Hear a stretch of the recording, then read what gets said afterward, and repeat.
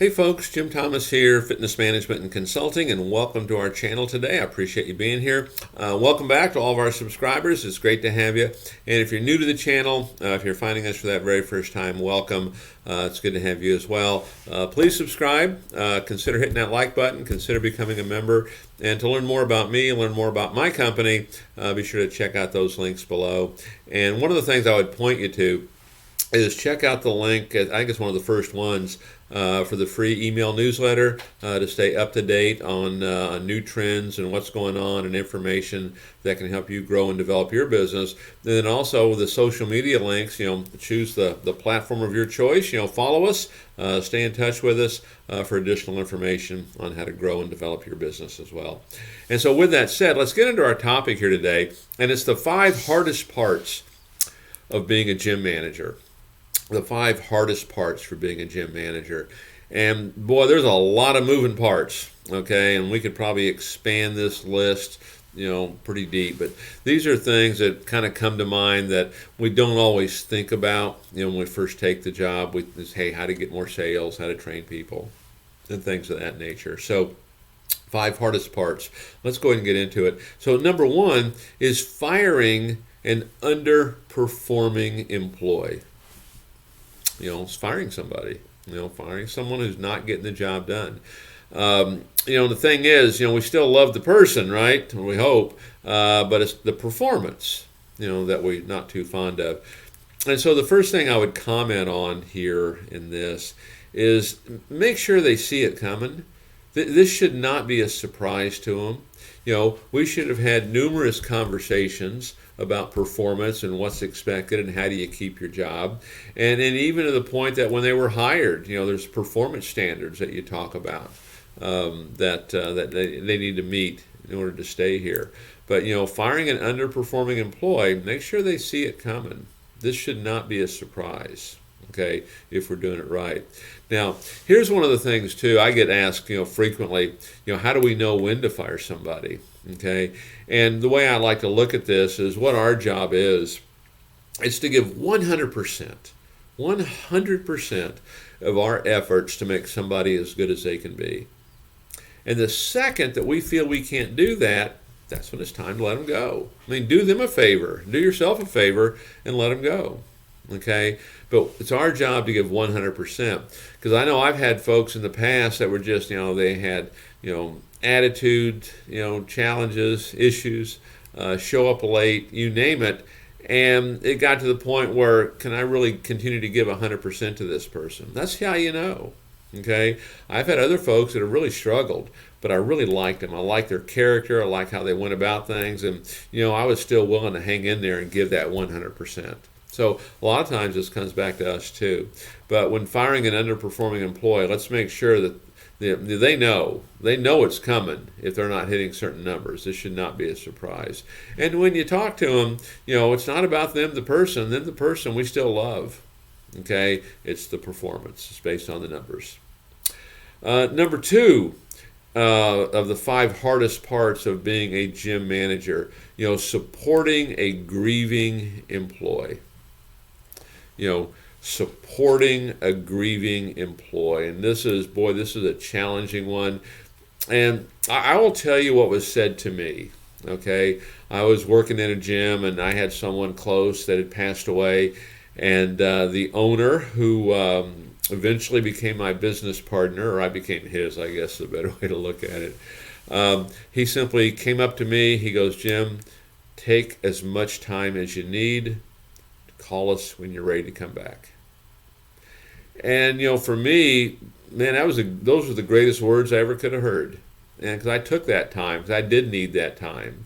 And then when I was ready, and we were rolling again. Okay, and so he simply looked at me and said, "Jim, take as much time as you need. Call us when you're ready to come back." Okay, don't try to grind this thing. Okay, some folks will come back quicker. Some a little bit later. I probably came back a little bit later than some, I think. Okay, number 3, handling conflict between multiple employees. Handling conflict between multiple employees. And so the first thing I would say here, don't just jump in immediately. Okay, sometimes this thing will just kind of dissolve. Okay, if we don't make it bigger than what it needs to be, but don't jump in right away. And depending on what the conflict is, okay, I know a lot of times there's conflict on, hey, that was my sale. No, it was my sale. Okay, is one of the things that we see a fair amount. And one of the things that we use is we actually have an arbitration form that we have each person fill out, an arbitration form. We let them know, okay, you fill this out, you submit this arbitration form, you agree that a decision is going to be made either in your favor or your favor. There's not going to be compromise here. And so I'm encouraging you right now to get this figured out. Okay, if you bring it to me with the arbitration form, I'm going to rule in favor of one or the other, period. Okay, and so that's one of the ways that we've handled this. But don't feel like you have to jump in immediately. We want to try to get them to get it figured out. And sometimes too, if we have conflict, if you got one that's producing well and one that's not, I mean, that can lead to other things too, right? Number 4, dealing with dishonest employees. Dealing with dishonest employees. Now, I think the easiest way to do this is make sure this is when we're hiring somebody, hey, here's our policies and requirements. Here's how things work. Okay, and we're going to have people, sign off on this. Set the ground rules in advance. Set the ground rules in advance. And some of this stuff on dishonest employees, it could be, stealing something out of the pro shop, taking a power bar, taking a drink. Things of that nature, right? Maybe it's a $10 guest fee that comes in that never finds a register. Okay, those are things you kind of typically think of. But there's other things too. They clock in. They arrive 30 minutes late, but they show they got there on time. Okay, they're leaving early, but they're showing that they're leaving at the regular time. Those are all kind of the same things, okay? And what I like to see us do is set these ground rules in advance. I like to make this a little bit black and white. I don't want it to be, oh, I saw you doing this, I'm going to have to make a decision. The decision is kind of made for me when I see those kind of things, okay? Now, let me give you something else to think about on this, on the kind of that dishonest employee, because it can be a lot of things. We can be dishonest with our time. Okay, time, it can be a time theft kind of thing in a sense if we're not working. But I've gone into clubs and taken things over that I was told, hey, you need to fire somebody, and here's why. And they're doing things they shouldn't be doing. We don't trust them, all this and that. Okay. And I get in there and I start talking to them, and I think, well, heck, this person has really got some talent. It doesn't appear anyone's really ever addressed anything. And some of this, you think what's right and what's wrong, right? But, we talk to these folks, and I say, well, I want to give them a shot here. And a lot of times it's just someone creating the ground rules. Here's how it's going to work. You're not going to get away with this under new leadership here. Here's how it's going to work. Here's what's going to be required. And if you're doing that, hey, I'm willing to work with you. I'm willing to help you. And so sometimes, maybe they are kind of breaking the rules, so to speak, but maybe sometimes we can do a better job of leadership. Okay, I'm not saying we're promoting dishonest people, but what I am saying is let's make sure that we're doing our part. Like I mentioned earlier, we have to give 100% of our efforts to make someone as good as they can be. And then number 5, persuading an employee to stay. You got a good employee, they want to quit, and persuading them to stay. And here's the first thing I would say on this, and this is I think a kind of a common mistake on this, is you got your staff working for you. It's easy to take that for granted. Okay, we want to have, I think, staff retention programs just like we have member retention programs. We're always kind of recruiting them. Someone's always going to be looking at your good staff, always trying to get them to come in. I remember when I was in membership sales and doing well, and they'd always put out the sales standings for all the clubs, and I was up there at the top, and other companies would get a hold of that, and they'd be calling me and wanting to recruit me, and I was really happy where I was, so there was never really much of a threat. But boy, if anything kind of went haywire, I might have been willing to leave, and what was really being done to create that atmosphere that I wanted to stay.